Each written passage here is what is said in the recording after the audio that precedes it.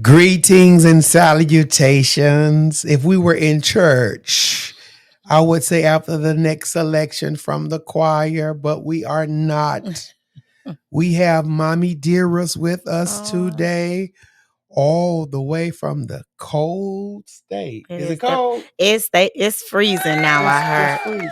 it's like below. It's like 20 some 21. It's But it's 20 degrees here. no, no, it's not 20 here. But it probably feels What you like mean? 7 or 5 at home. It's definitely a different environment in the cold equator from here to there. Believe me. Of course.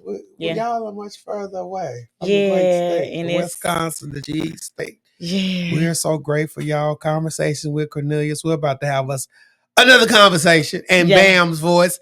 You will hear him but not see him. right.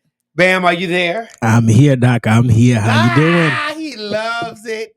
He All loves the it. time. Bigo Nation, welcome to the podcast.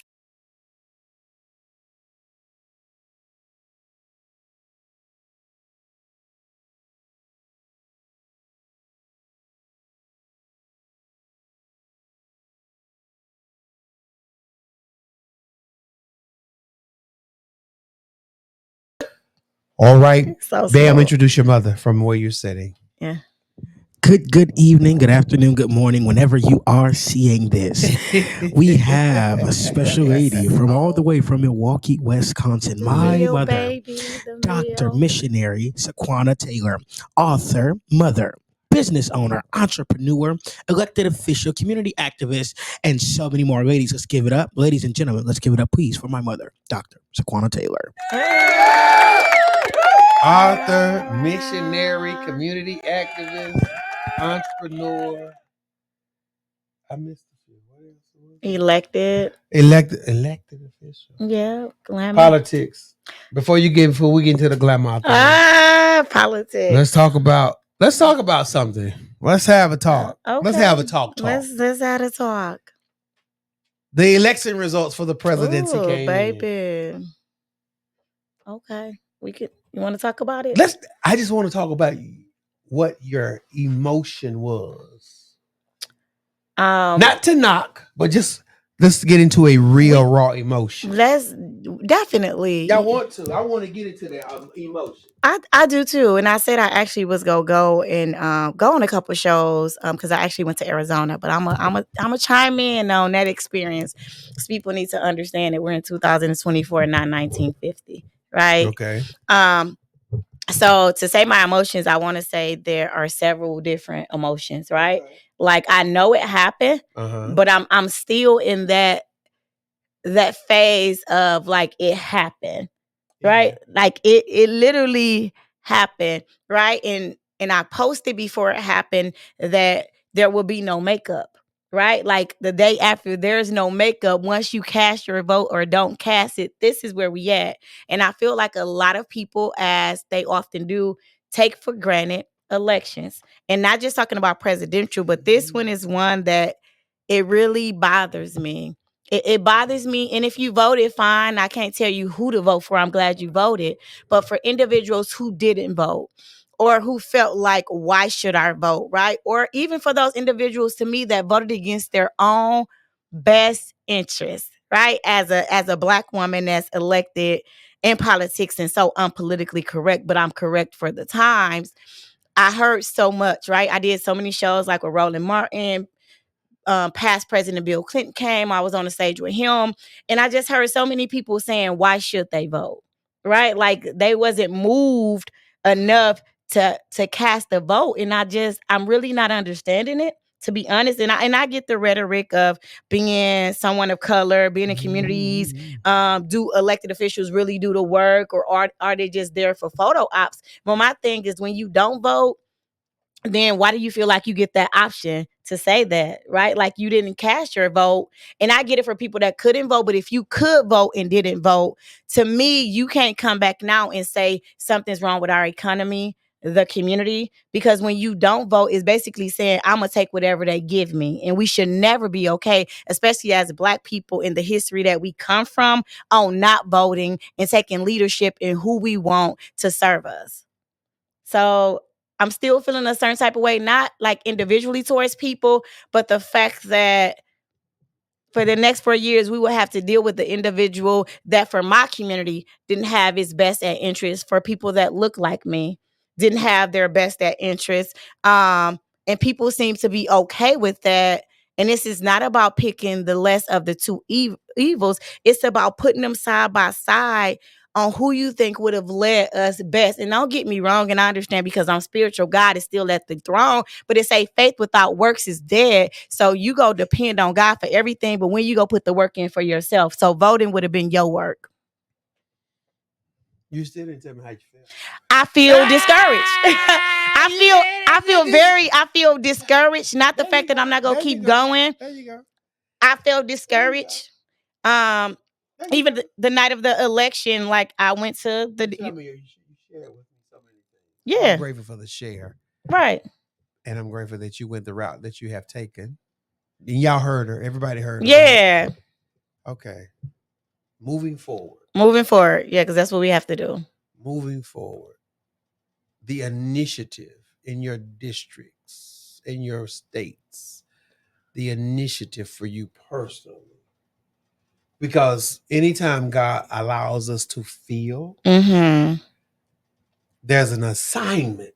Absolutely. And I don't want to spiritualize this. That's okay, though. But there is an assignment directly attached to what we feel. So going forward, right, because there's no stopping, right? There's no, like, even if I feel discouraged, that don't mean my work is done. That means I strap up my boots, right? I don't even like that analogy, but I get to moving. Why you don't like the analogy? Because often when people say, masculine.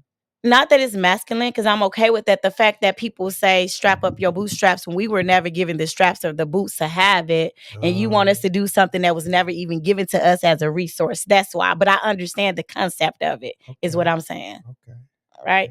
Okay. Gotcha. So going forward, like the work that I do won't stop. It'll just make me dig in deeper to make sure that for those that I serve in my community and in Wisconsin as a whole, that we don't stop, right? So now that I look at it and I think about the policies and procedures, especially when I think about like reentry and when I think about the Black community and how it affects us in so many ways, if we okay, and this is no shot against anybody who has a record, but if we're going to be okay with somebody that has been convicted of something being in the White House, then baby, we need to overturn a lot of those convictions for Black and brown people that necessarily wasn't true, right? And so I look at America and I say, we went to sleep and woke up to the same America that we've always lived in.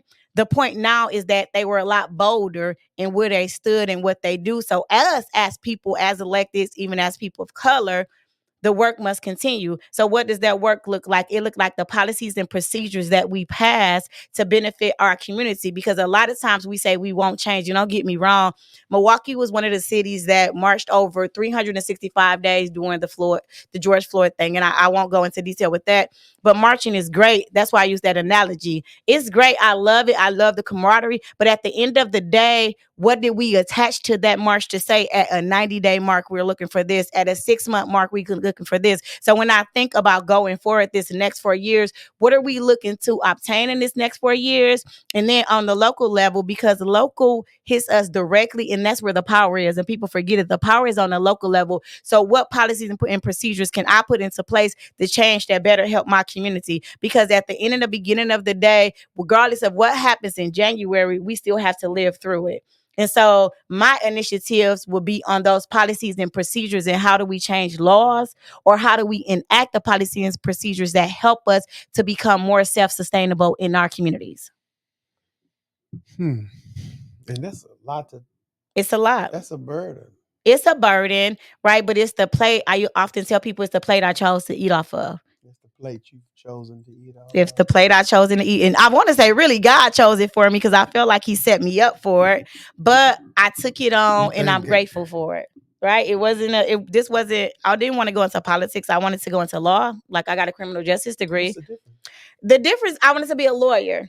Right. But now they said if you ever want to make God laugh, you tell him what you want to do with your life. Now, instead of advocating for people on the law side, I get to introduce and make laws. Right. So there's a big difference. And I think what I'm doing now serves the purpose that God has had for me in my life. So there's a big difference, but I'm still working in the legal aspect. But now I get to make laws. So I'm saying politics was never, I didn't grow up in a political home. Right. I'm not one of them people that we talked about politics at the dinner table.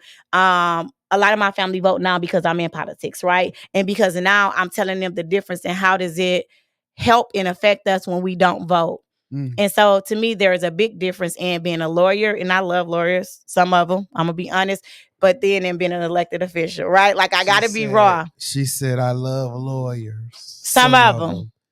But I love it being an elected official. Yeah, I love what I'm able to do, and it's not always peaches and cream. And every job you get is pros and cons, because would I like to have money to push all of the initiatives that I want to? Absolutely. But I'm a money person, right? I count numbers. So I know I don't have the funding to fund every initiative I have. So we have to choose which one of those are our priorities, right? And then sometimes you have to give, because now at the state, it is very bipartisan. At the local level where I was working, it was nonpartisan. So now I'm not able to pass a law unless I have somebody on the other side who helps me to pass it. So it's also being able to work across the aisles, which is fine with me. Bipartisan versus nonpartisan. Because we have to educate people on some of that language. I mean, it's our responsibility. It is, absolutely. And I believe that. And you throw it out with so much fluidity because you do it and it's a part of your makeup. When people hear bipartisan, then when they hear nonpartisan, I'm not sure I don't have the time to always do that. Okay. On Sunday, which is not the place for it, but talk to me about the difference between nonpartisan and bipartisan, because people need to know. They do. And I always feel like education is best. So on the local level where I'm from in Wisconsin, on our local levels, you can be nonpartisan. That means you can be, and the parties are Democratic, Republican, Green Party, Independent, right? Mm-hmm. The biggest ones, like, let's be honest, are usually the D's or the R's. And people are coming up with different parties, right? Like now there's a Socialist Party as well too, but they more than likely sometimes go in with the Dem. So nonpartisan means that I don't have to say publicly who I am, but locally, most of the time, you already know what this person is, whether they gravitate to what we consider the right or the left. But at the state level, you have to come out connected to a party. There's no and ifs and buts about it. When you file your papers to run for office, it tells you to pick which party you are, and you have to run at that party level, right? So when you put in your paperwork, you put which party you are connected to that party. And so on the state level, it makes a difference. So an example for me is when I ran, I had a primary. A primary is considered in August. Right. Tell them that, right? The primary is considered in August. And the primary is when there's more than one person running or two people running that's in the same party, right? So the general is usually after the primary is the top people. So whoever's on the Dem side, the Republican side, the Independent, and the Green Party, those are the only people going to the general. So everybody else that ran in the primary, if you didn't make the top tier, number one person, you're off. So in the general, it's just usually those top runners from the primary. So whether you are a Dem or whether you're a Republican, an Independent, or a Green Party, you're in the general election. And after that, it's whoever wins. So bipartisan, nonpartisan, like I said, people need to have a great understanding of what it is. Of what that is and how it works. You have your assignment. Yes. And you feel like, no more feelings. No, I know. You know without a shadow of a doubt that this is your assignment. Absolutely. Let's talk about what has shaped you up until this moment. So my background is education. I worked in public schools. I'm an educator for life, right? And so being in the education system, I love education.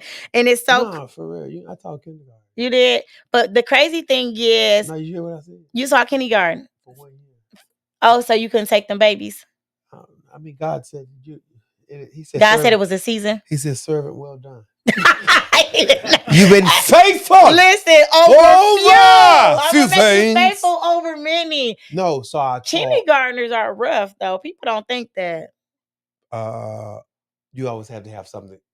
Listen, I had educators and teachers crying that had kindergartners. Like, I don't mean playing. I mean, they were crying every day. Because of the energy. Because of the energy, and for them, they have a lot of energy and they lack structure because you are the one to kind of basically get them into a structured routine for education.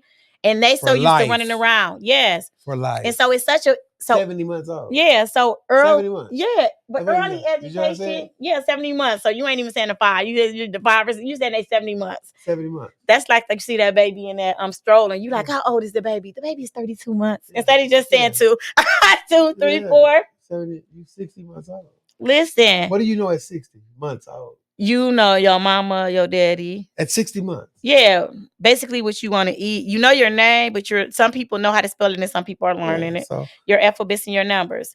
But also, too, though, your personality is being shaped. That's why early childhood is so critical to education. And a lot of times they don't think about it in school. But that's why I really believe like that 3 and 4-year-old is so vital to getting them ready for K4, K5. And a lot of times we don't put money into it. Right. Because you're shaping their future. That little person right there, that's their personality coming into formation right there. Let's say something, Pastor. Yes, because he worked at a summer camp. I definitely worked at a summer camp a few times throughout my years.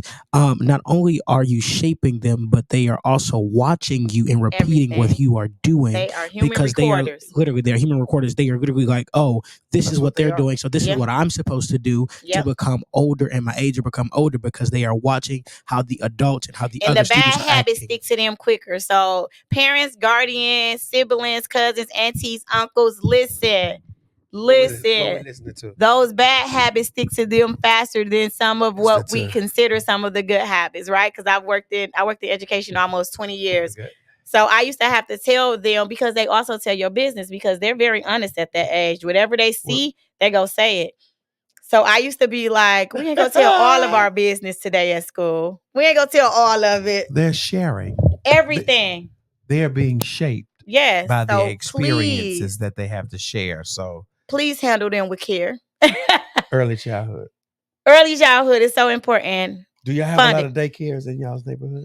So we have a ton. So, how do y'all call it? I mean, early childhood. We call it daycares, but we also have early childhood at public school. So we have K3 all day. So they can start at K3, but we have daycares with the thing about K3. 3-year-olds. 3-year-olds. Not all of them it can go by income driven. So it ain't, to be honest, it's not for those that make a lot of money that they probably can afford daycare, but it's for those income driven. And then if your child had what I consider special needs, but they are special people. Exceptional. Yeah. Exceptional. Yes, I love that. That's so K3 and K4, they can go all day. For those families is great. But we have daycares, but daycares took off because I had a daycare too. Like before I started working at MPS, I had a daycare for a couple of years. And don't get me wrong, in Milwaukee. Okay. Yep. MPS and Milwaukee Public Schools. Mm-hmm. Daycares were doing great, and it became this thing where like anything that has a boom, because now they have group homes in Milwaukee like this. The rules became a lot stricter. Of course. And I understand regulations became a lot stricter. Regulations.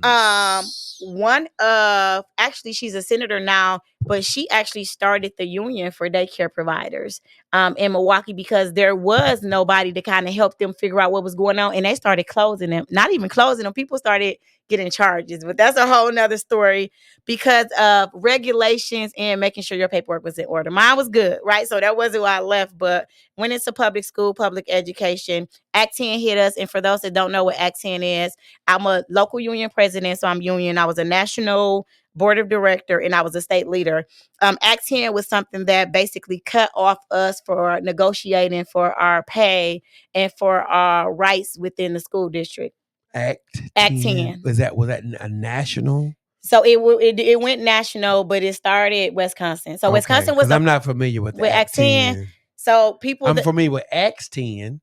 No, Oh yeah, make sure you smell good. But Act 10 is basically was to take the bargaining rights away from. They wanted to say educators, or unionized people, but the firefighters and police kept theirs. We lost ours. Okay. Act 10. Act 10. So it's national now, like Act 10. And so while I was working in public education, that was coming down the pipe hole. And I was asking about it because I worked there, right? I was in a union, but not in a union. I wasn't very active then, paid my dues. And as I began to ask what was going on, I understood that it wouldn't only affect my pay, but it would affect the education that we can give to our babies. And so my babies was going to MPS before I worked there and when I worked there. I used to tell people I'm MPS. I went to Milwaukee Public Schools. My babies went to Milwaukee Public Schools. I worked at Milwaukee Public Schools, and then I was on the board for Milwaukee Public Schools, right? So I was the vice president. Hold on, Dr. Taylor. Not only did all of her kids go to they graduated MPS, but we all graduated. Milwaukee Public Schools. So I'm an advocate for public schools. That's just me. And so Act 10 was coming, and it woke a sleeping giant. We didn't know what was going on.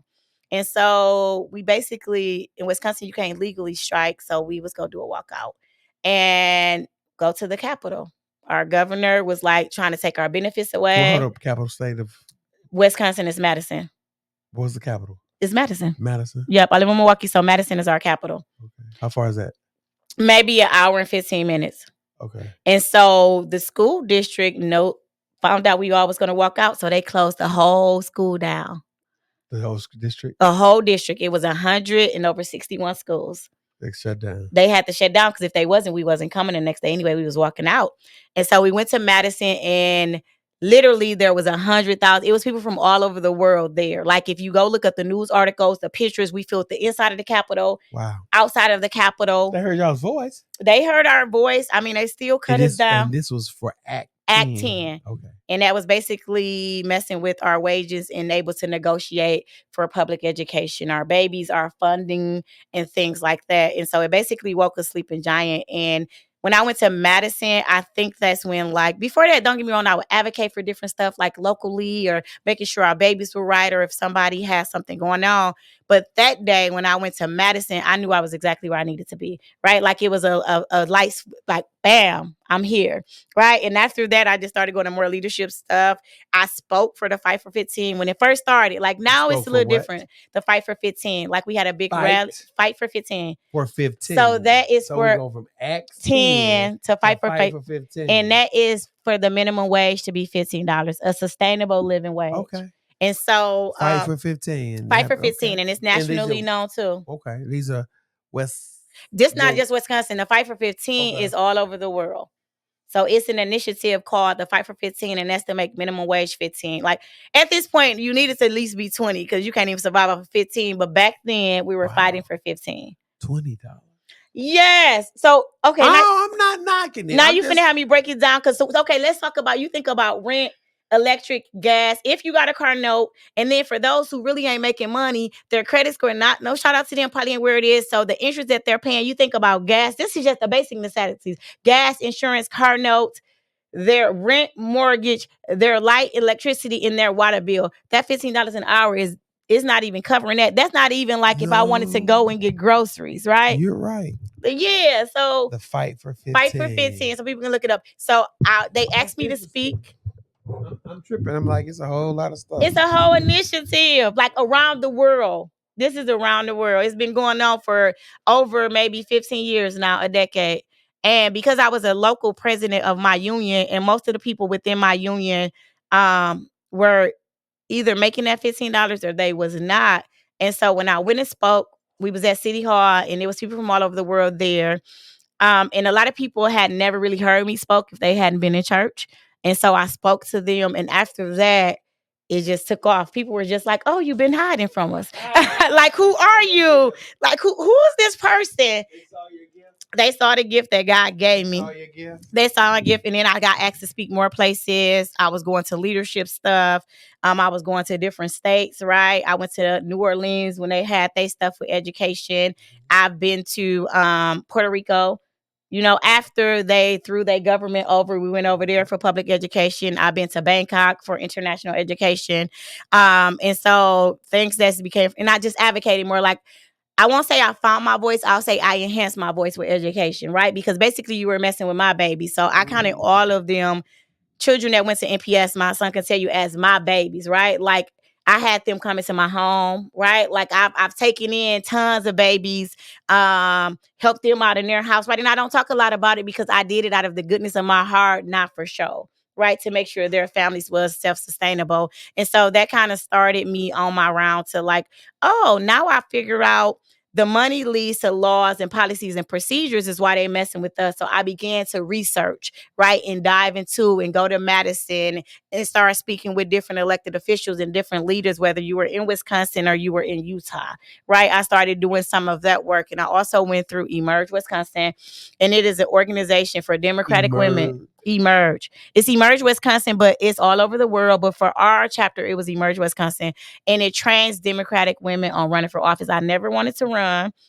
I went because I wanted to learn. Like I'm a forever educator. So I wanted to learn how do the laws, policies, and procedures affect us from a different point of view. So when I got accepted to the program, I was like, I'm not running for office. I'm just going because I want to learn like what y'all do. And of course, it's not an organization that you see a lot of people that look like me. That part, right? Looking like us. Yeah. Looking like you. Right. What are you doing to attract the next generation? So for me, I feel like I'm breaking the glass ceiling, right? Okay. And not even that, like I'm bringing some with me. So I make sure that I meet with younger people. I'm always advocating not for them to just have a seat at the table, but for them to have a voice in the decisions that we make, right? And it happens. And so I do a lot of work with young people on making sure that they know how to speak to different people on different levels. Because a lot of times, because I didn't grow up politically, I don't know that actually it's a community that can help change a law. Like I can write in or go visit my elected official and get them to lobby on my behalf because that's your job. You work for me. And a lot of times I tell people I work for you. And when I stop aligning with why you voted me in and aligning with your morals or what you believe in, then it's easily as you voted me in, vote me out. And a lot of elected officials don't say that. And so people love it because I'm not one of them people that's behind the desk. I'm on the ground. So I'm meeting people where they are. So I'm in a community, right? So I do doors, regardless if I'm running for office. I meet with constituents, regardless of who they are, whether you agree or don't agree with me. Because a lot of times we only want to meet with people that love us, right? But you need to meet with people that maybe don't understand you or don't love you as well, too, because you still serve them and their perspective helps you grow. It's called growing pains, but it helps, right? All right. Switching gears. What's our time, Brother Pastor? I know. I ain't got into politics. So let's talk about the election. No, that's what we. No, that was good, but that'd be my thing. We are at 27 minutes so far. But another thing is not only does she help other things like that, but so she is our Milwaukee County Supervisor for District 5. And her and our County Executive David Crowley and Chairwoman Marcelia Nicholson fought to bring back in 2022 the Milwaukee County Youth Commission. Yeah. Which I am the Youth Commissioner for District 5. My district. So back in the day, we used to have a youth commission, and that's where each district, so on the county board, there's 18. On the Milwaukee City Council, there's 15. So the youth commission are youth that live in your district that represents and bring their perspective to the table on what we can do to enhance the lives of young people, retention policies, procedures, and they also can't enact laws, but they can advocate for laws to be enacted, and also funding so that they can have the things that they need, whether it's for schooling, for community, for education, or just for their mental well-being. Yep. So my son is my representative for my district, District 5. And he's also, we just wrote about it in 2022, but he's also the first one out of that group that actually went to college and was able to stay on. So they wanted to show that transition because it's high school students on how you go to the next level and still be connected to that youth commission as a college student. So he's the first one to do that and still bring that perspective back to the group. So he's able to meet virtually because he's here and not in Milwaukee. When he go back. He's here. He's here. I know y'all trying to keep him. He's right. here. Y'all trying to keep him. He's here. Big O. He's here. Lord. They trying to keep him in Nashville. He's here. Everywhere I went to, they like, we love him. We love him. He's here. We good. I mean, he always got a home in Milwaukee, but I am. He's got a home here now. I see, but I am the parent that believes that if they need to spread their wings, it's for their best benefit and what God has purposed in their life. So if Nashville is his destination, I support that because I want him to be the best that he can be. And he always know like Milwaukee is home, right? Like, so they talked about him, my colleagues. And so there are 2 Black families in Milwaukee that were the first to ever be elected. And it's the Cox. And then it's like Congresswoman. Yep, Cox. So if you look them up, they are the first ones on the county, the first at the state, the longest serving state. Val Phillips is also another legacy that they've named buildings after her. In the Cox, a statue of Val Phillips sit at our state level. Okay. And then now Congresswoman Moore also. But they got up and they told me like those legacies are great, but the new legacy that is up and coming is the Taylor legacy. And so they are actually looking Taylor. So they are actually looking. Yeah, they are actually looking forward to Bam running for office. So my colleagues one day just on the floor, got up and they was like, "Hey, we love the Cox, we love the Moores, we love all of y'all. Y'all the shoulders that we stand on as Black people. But the next legacy for family that will be running will be Bam." Right. So if he stay in Nashville, is great. Maybe he can run here, but he will continue that legacy. So gotcha. Thank you, sir. Thank you. You know, so that. I'm just saying, Nashville, you got a winner on your team. We got a winner. We got a winner. Right. Don't do that. Yeah, say it with a little more enthusiasm in your voice. We got a winner. About my baby. Win. Right. Win. We have a winner. Right. Look, everyone. Look. We got a winner. Absolutely. We got a winner. Let me straighten this out. I have a book in my hand. Yes. I have a book in my hand. When She Speaks, Sequanna. Yes. The fearless storytellers. Yes. Encourage, educate, and empower. And then Lanice has the 7-day journey, discovering your purpose. Lanice is in here too when she speaks. She's one of them. Yeah, so it's for the women in here. So Lanice is in here, McGee, but now she's Ronald's, and her title is "Women You Are Empowered." Dr. Lanice Ronald's, Dr. Latanya Baker is in here, and hers. You're a doctor, right? Yeah. Oh, wow. Is Speak Out, and then Arlene Revley is in here, The Convenience Factor, and then me, and mine is titled "I Defied the Odds." So all right. Well, folks, we're hungry and we're going to eat. We are. We got to eat first, and then we might come back with a part 2 or a part 3 and a part 4 before she gets on the road. Yeah. So if you're in Nashville, I actually have the books on hand, right? They can contact. And how can they get to your website, those people watching live? Yep. So I'm on Amazon. So if you go on Amazon and you put in "When She Speaks," you can order it on Amazon. Speak to that camera. Oh, speak to this camera. So I'm on Amazon. If you go on Amazon and put in "When She Speaks," you can order it. Right. If you are in Nashville, I am here until Wednesday. You can get a physical book that I brought with me. The books are $20. That's the special. Believe me, this is life changing. A lot of times we only talk about the trials, but this is talking about overcoming them and how life happens after the trial and not letting our voice be muffled by the things that we went through. Also, I'm on Facebook, Dr. Sequanna Taylor. You can reach out to me on Facebook as well, or at Taylor Legacies Inc. That's INC .org, my website, or taylorlegacies@gmail.com. So there's a lot of ways that you can reach out to me to get the book. Also, if you wanted to do a book chapter or you wanted us to come and do a group, we do that as well. We have presentations. We have different activities to empower not just women, but the whole family. So whether we are talking about the young people or whether we are talking about males as well. When She Speaks, and she's coming back, y'all, to do some more speaking. But guess what? We're going to take our break for now. What chapter is yours in here? So I know you ain't read the book now. I don't know how I should feel. Ask your husband. Ask your son. Ask my husband. All of what I got to do. Start at page 55 for mine. 55. Got you. Page 55. So over the holidays, this is what we're doing. This is our holiday book. Yeah. I like that. Have you got the Red Sea Rules yet? Have I got the what? Red Sea Rules. Mm-mm. All right. She has not had the luxury of reading the Red Sea Rules just yet. She hasn't got the Red Sea Rules yet. But during this winter break, she'll be able to look at the Okay. Red Sea Rules. Gotcha. Well, hey, y'all. This is part 2. Because this is her second. Yes. First one was digital. Yes. This one is personal. So Tomorrow she's going into the radio station with her son. Yes, I'm in 790 Nashville, a.m. The Gospel 104.9 WNTC. Tune in 1 o'clock Central Standard Time. You need to put that on your social media. I will. Because it's your show tomorrow. Okay.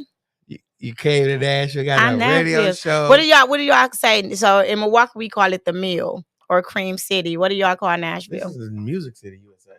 I said music, but I wanted to know if y'all had a different term. That's not what it is. Oh, okay. So musicians. Yeah, this is Music City. I know. It is what it is. Producer, you have anything you want to say before we get off of here? Stay tuned for more information. That's it. That's it. Thank you for tuning in to Conversations with Cornelius with Dr. Sequanna Taylor. Peace, Grandma, mom, entrepreneur, speaker, trainer, facilitator, presenter, and newly elected official who's shaking up the world. Well, I've been elected for like 10 years, but now I'm just elected to the state. Okay, you're at the state level. Yes. And Wisconsin's going to be a better place. Wisconsin. Well, I don't know who's calling you. Like that, we never get phone calls. Isn't that something? That's good.